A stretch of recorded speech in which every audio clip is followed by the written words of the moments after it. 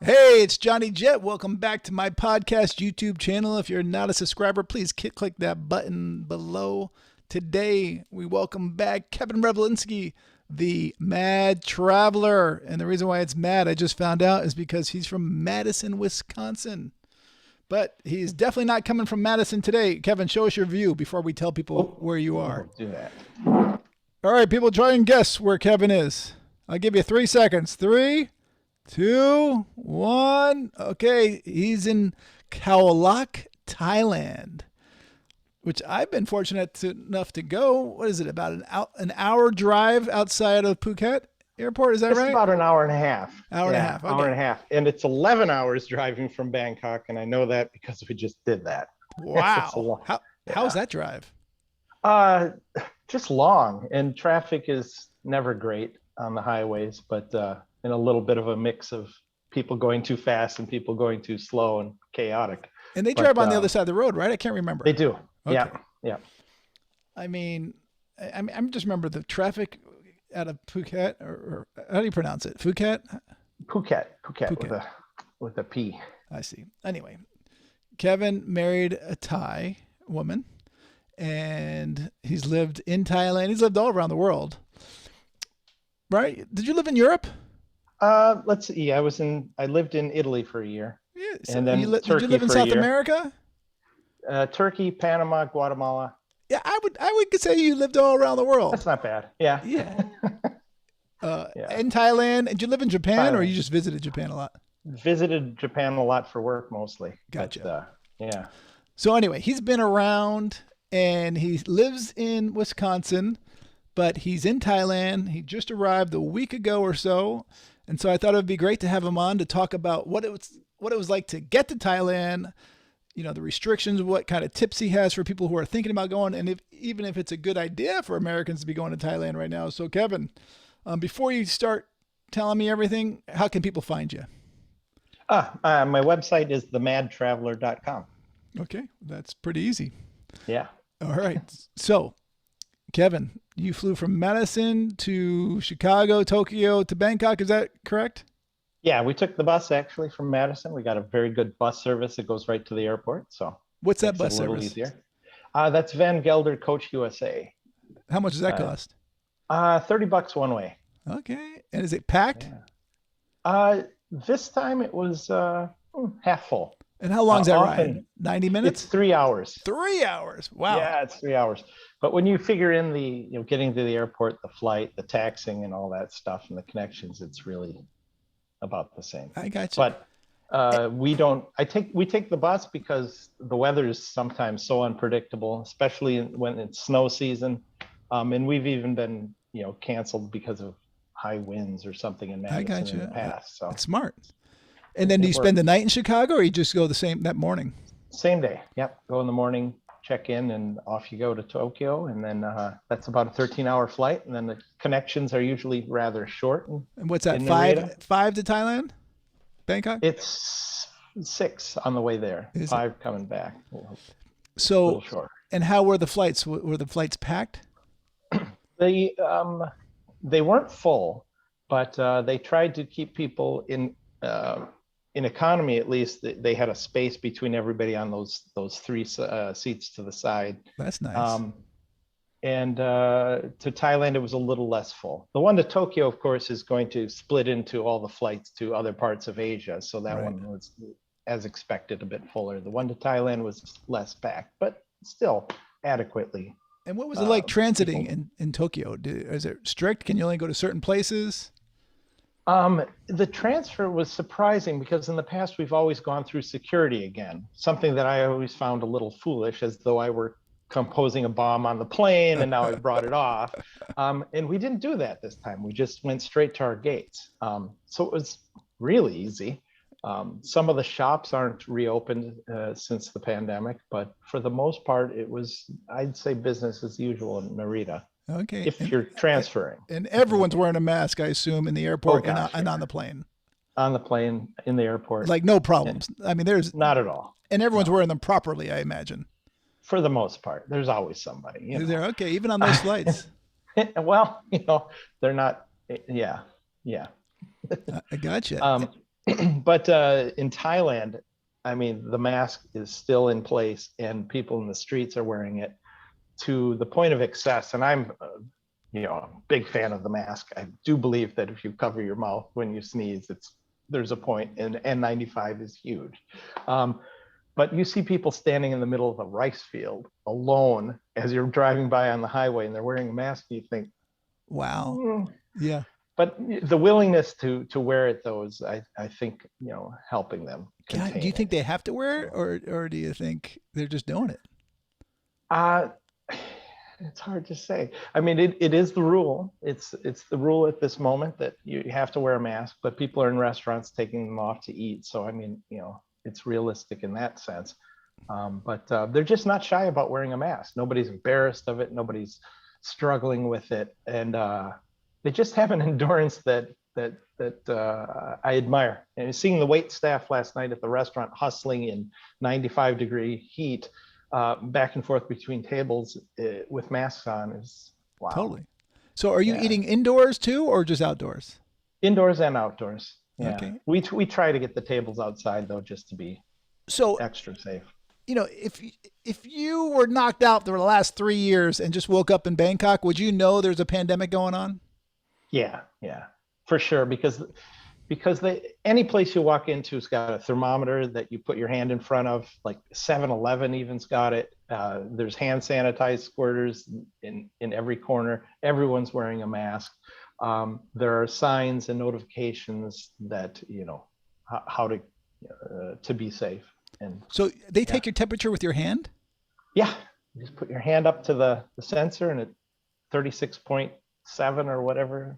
Wow. It's I haven't. Celsius. I didn't know that. I haven't seen that one yet.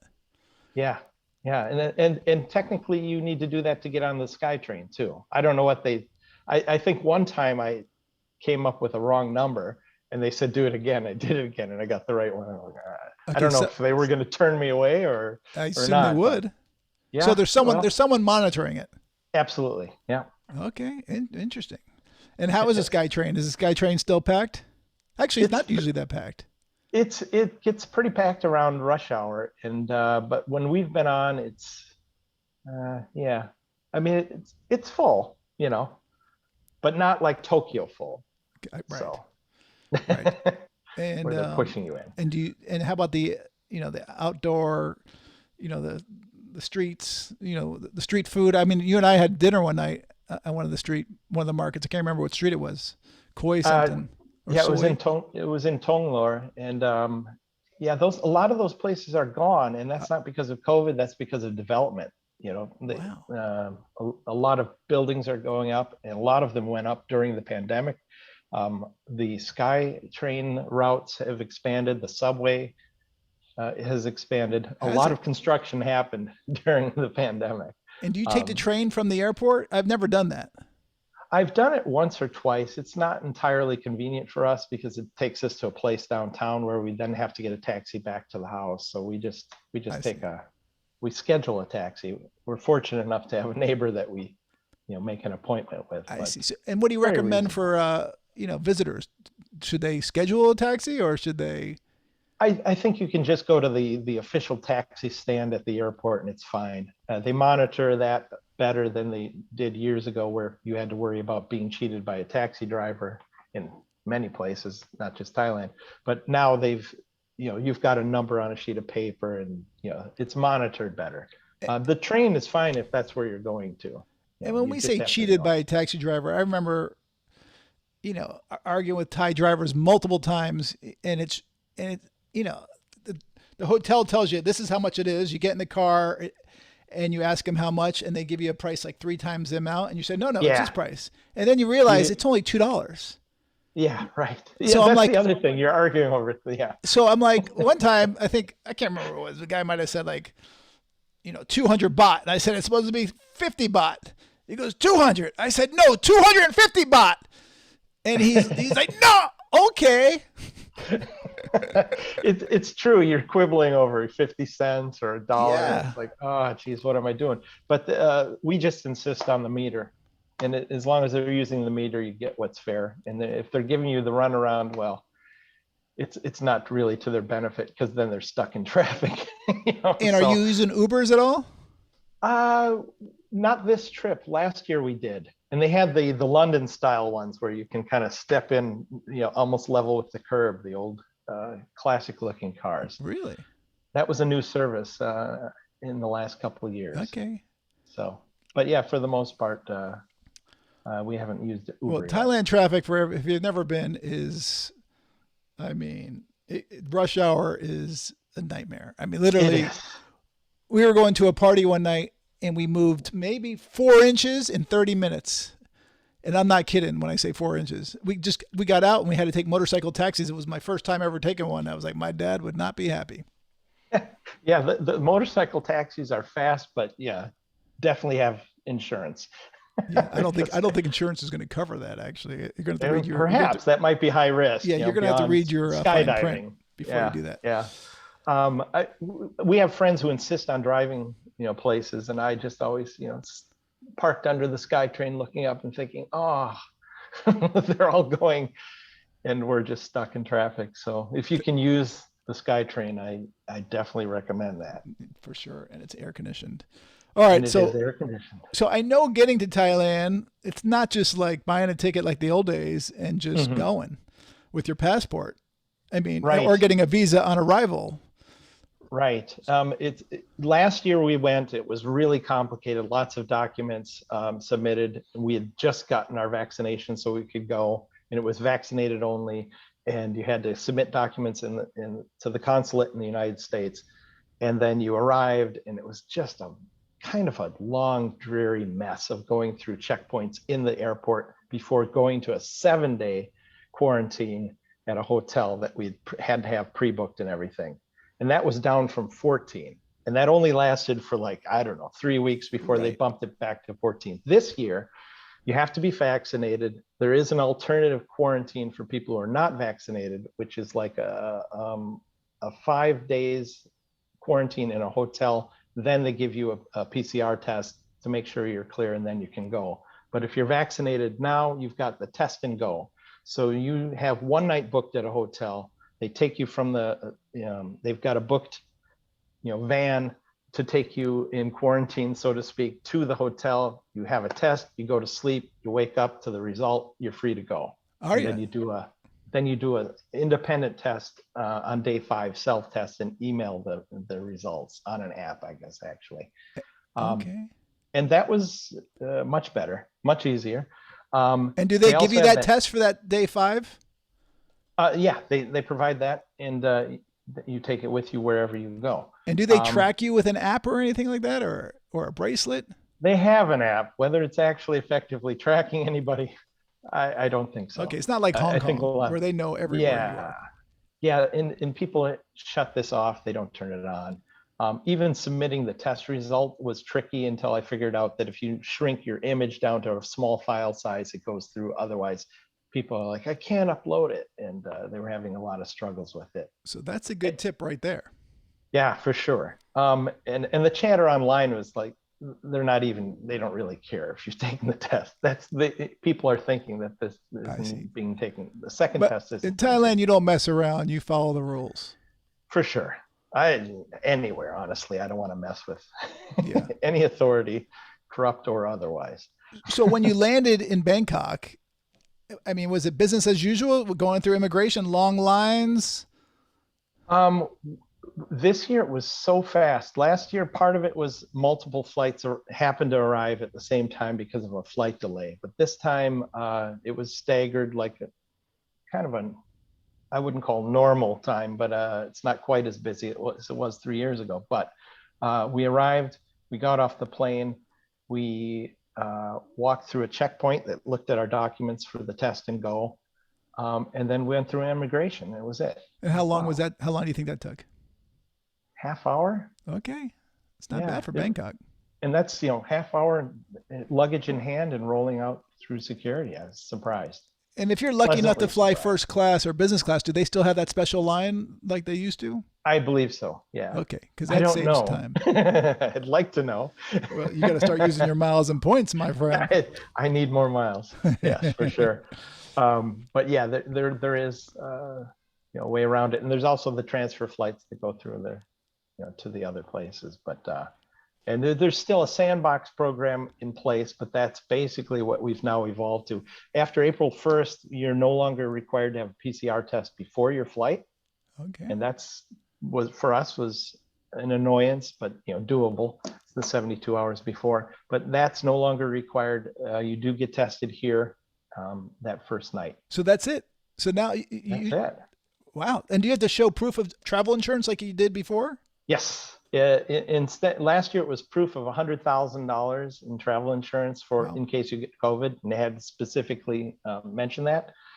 This year they didn't ask for the specific mention, but I gave it anyways because I didn't want to have a lengthy process of getting it approved. And it's only $20,000 required. And how much does that insurance cost you, and where do you go to get it?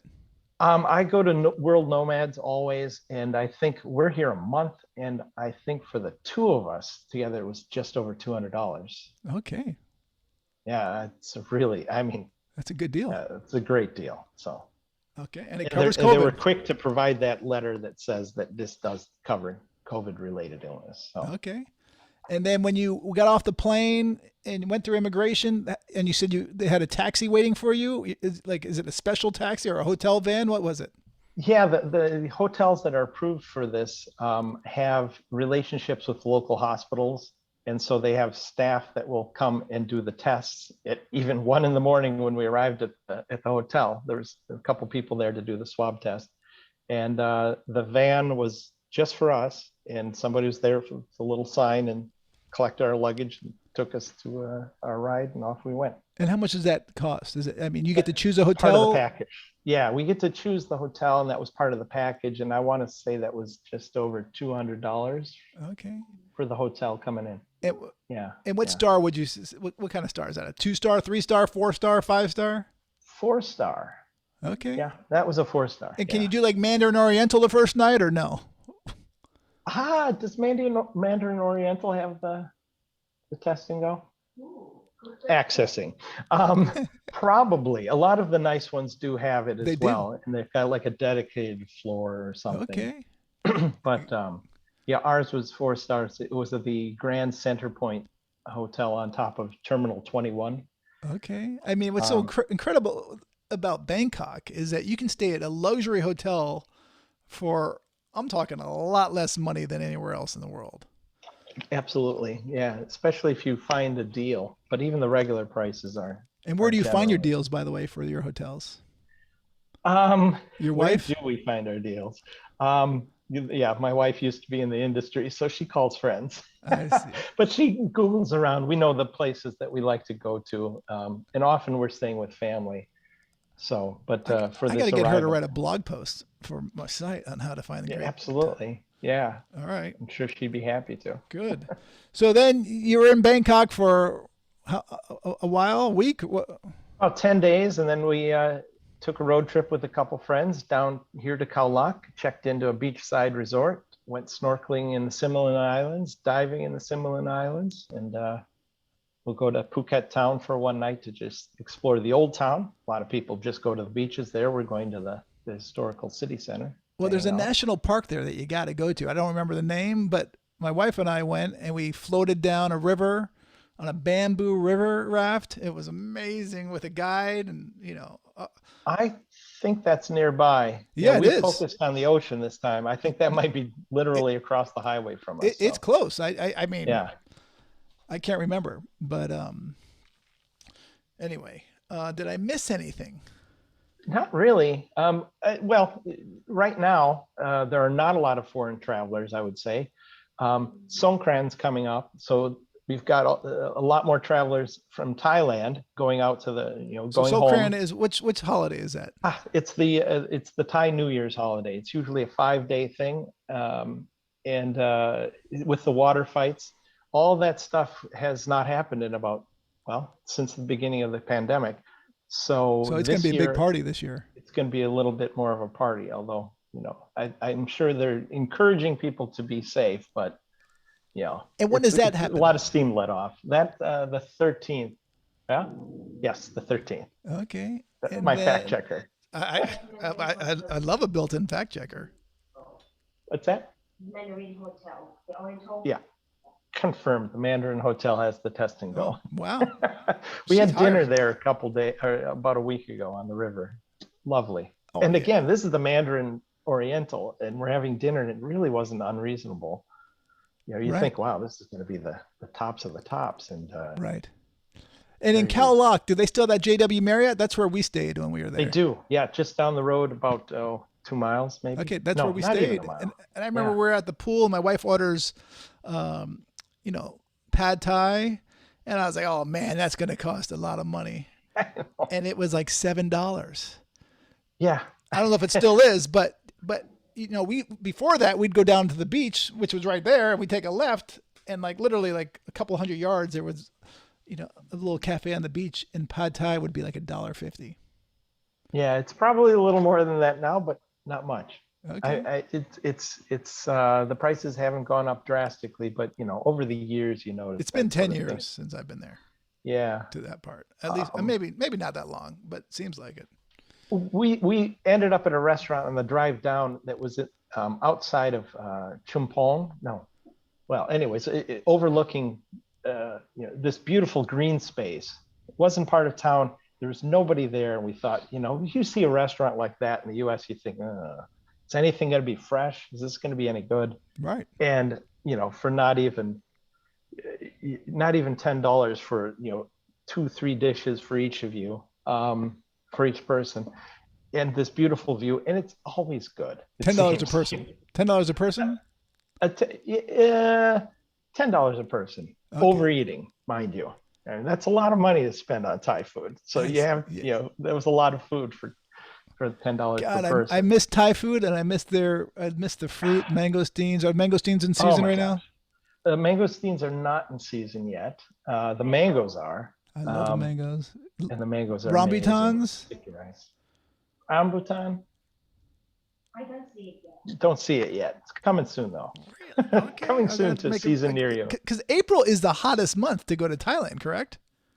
I would say, yeah. I'm pretty sure I remember that from a long time ago. Well, the rains have been coming a little earlier. Usually the rain kind of, comes in the afternoons after Songkran, but we've had a few good solid downpours during this time, about 2:00 in the afternoon. Yeah, we could use that here in Los Angeles. Yeah, I'll ship you some. All right, Kevin. Well, it's been real, and show us your view one more time to make us all jealous. Sure. Yeah, let's see here. See if I can. And it's 6:00 in the evening here in LA, so it's 8:00 in the morning there. Yeah, time for breakfast. Sunday morning there, Saturday night here, Saturday evening. That's right. You gotta love time travel. I know. Yeah. I send messages from the future to my friends back home. Yeah, I'm doing the next day Wordle. Yeah, let me know. Yeah, that's for sure. They're like, wait, what are you on? I'm like, I'm in the future. So anyway. All right, buddy. Well, again, where can people find you? themadtraveler.com. All right. And you're on Twitter? I am. It's at Kevin Revolinski on Twitter. Mad Traveler on Instagram. Okay, well, you're going to have to try and get that on Twitter, too. All right. All good. All right, buddy. Thanks again. Nice and please subscribe to this podcast, YouTube, and we'll see you guys next time. Sounds good. See ya. Take care.